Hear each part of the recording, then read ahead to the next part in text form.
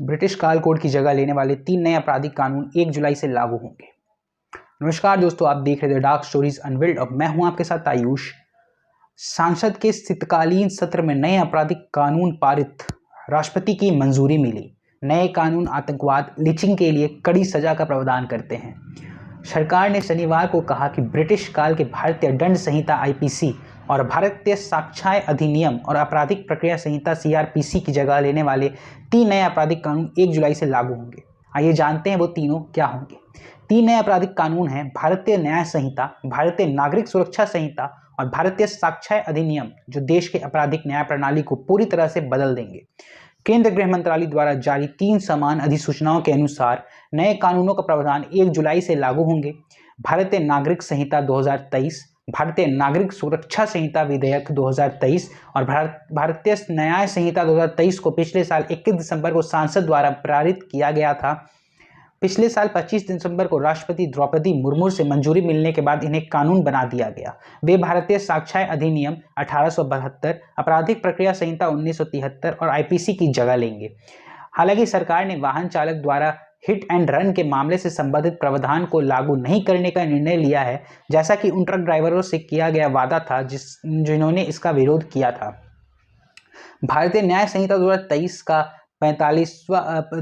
45वां की धारा 1 की उपधारा 2 द्वारा प्रदत्त शक्तियों का प्रयोग करते हुए केंद्र सरकार ने इसके द्वारा जुलाई 2024 को एक दिन को उस तारीख के रूप में नियुक्त करती है जिस दिन प्रावधान अधिसूचनाओं में कहा गया है संहिता के धारा 106 की उपधारा के प्रावधान को छोड़कर लागू होगा।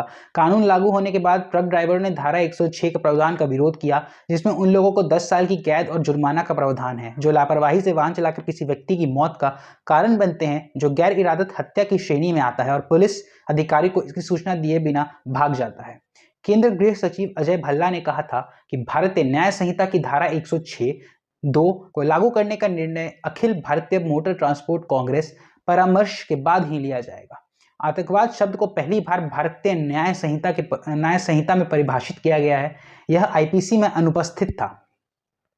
कानूनों ने आतंकवाद की स्पष्ट परिभाषा दी है, राजद्रोह को अपराध के रूप में समाप्त कर दिया है और राज्य के खिलाफ अपराध नामक एक नया खंड पेश किया है। भारतीय न्याय संहिता में अलगाव के कृत्यों, शस्त्र विद्रोह, विध्वंसक गतिविधियों, अलगवादी गतिविधियों या संप्रभुता या एकता के खतरे में डालने जैसे अपराधों को राजद्रोह कानून के नए अवतार सूचीबद्ध किया है।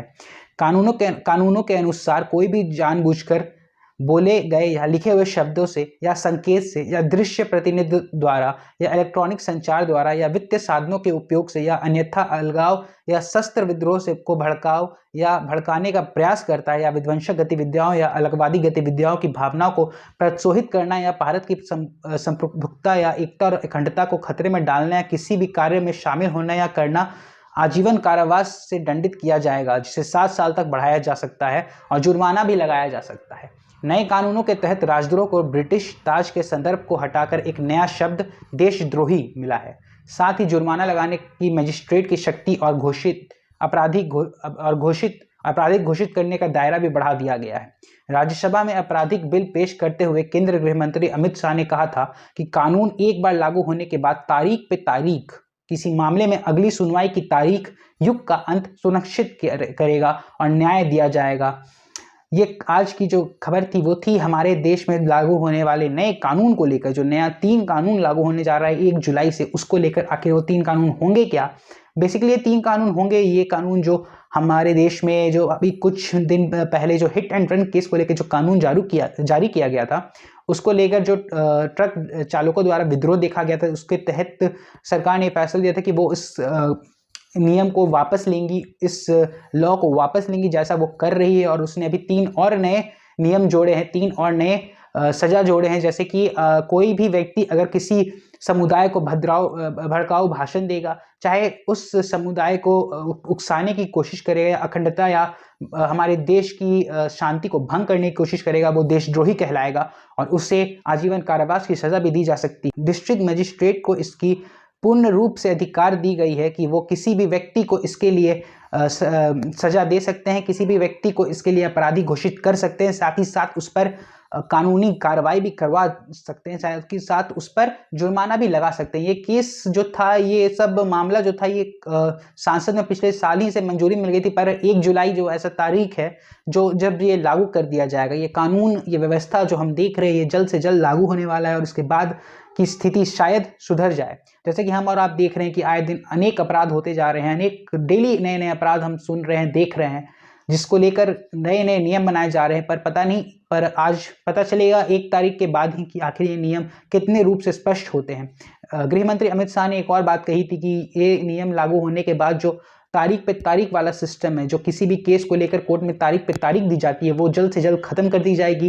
तारीख पे तारीख जैसी सिस्टम ही बदल दी जाएगी और लोगों को न्याय तुरंत मिलेगा। धन्यवाद। देखते रहिए the dark stories unveiled. Like, share and subscribe. धन्यवाद।